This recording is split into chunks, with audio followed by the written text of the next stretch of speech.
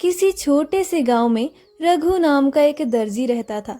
उसकी सिलाई इतनी प्रसिद्ध थी कि पास पड़ोस के गांव से लोग अपने कपड़े सिलवाने आते थे।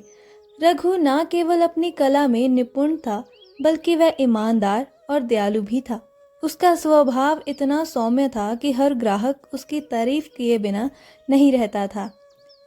गांव वाले अक्सर मजाक में कहते, रघु, अगर चादर में छेद कर दें तो तुम उसे भी डिज़ाइन बना दोगे। रघु मुस्कुराते हुए जवाब देता, छेद में डिज़ाइन ही तो असली कला है भाई, बस कला को पहचानने वाले की नज़र चाहिए।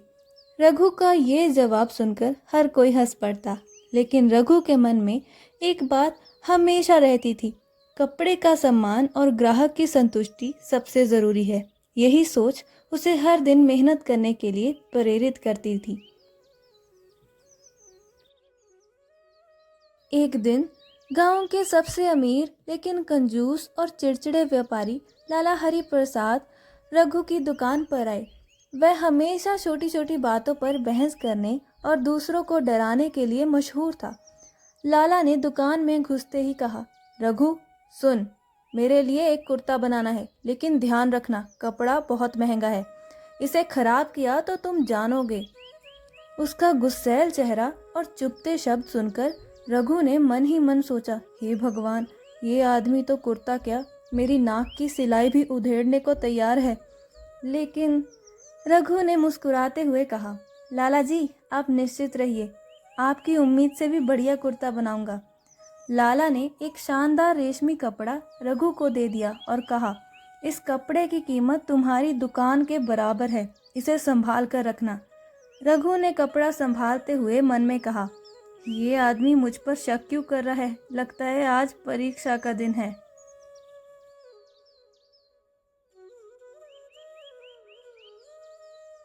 रघु ने ध्यानपूर्वक कपड़े की माप ली और सिलाई शुरू की, लेकिन तभी एक गलत कट लग गया। रघु के हाथ कांपने लगे, उसका दिल तेजी से धड़कने लगा। हे भगवान, ये क्या कर दिया, अब तो लाला हरि प्रसाद मुझे नहीं छोड़ेगा। वह परेशान होकर इधर उधर टहलने लगा। तभी उसके दोस्त रामू ने दुकान से बाहर से आवाज लगाई, रघु भाई चाय पिएगा? रघु चिल्लाया, रामू अभी भाग जा, वरना मैं तुझे सिलाई मशीन से सिल दूंगा।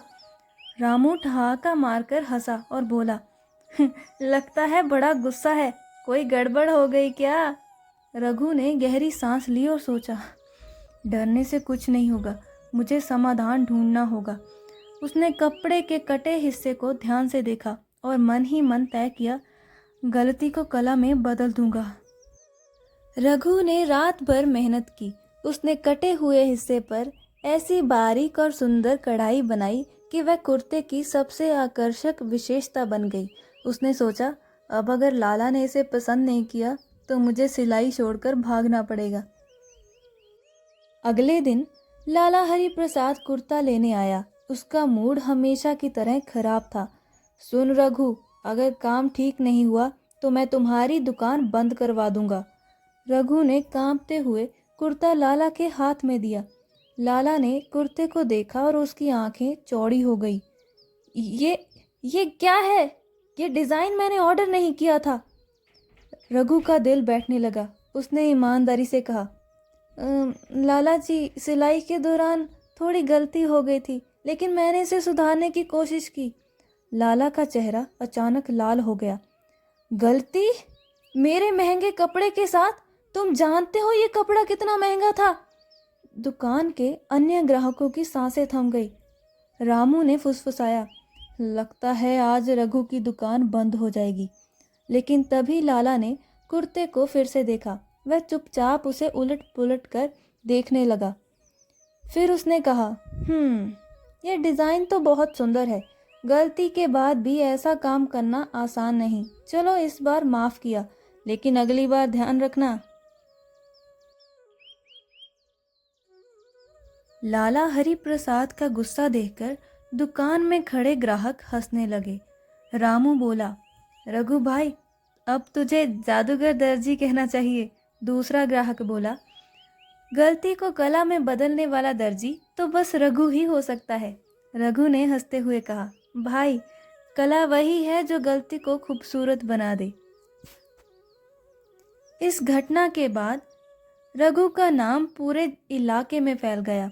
अब हर कोई कहने लगा, अगर कपड़ा खराब भी हो जाए तो रघु के पास ले जाओ, वह उसे खूबसूरत बना देगा।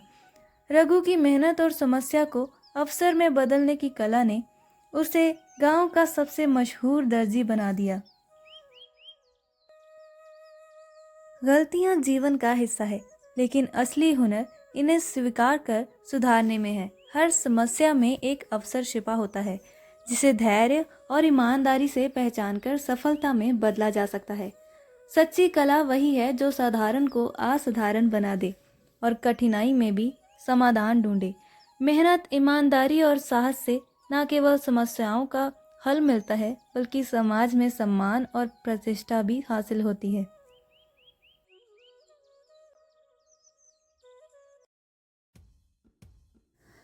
दोस्तों, ये थी हमारी आज की कहानी मशहूर दर्जी। अगर आप ऐसी कहानियाँ और सुनना चाहते हैं तो इस चैनल को सब्सक्राइब और वीडियो को लाइक करना ना भूलें। मिलते हैं अगली कहानी के साथ। तब तक के लिए अपना ध्यान रखें। Thanks for watching.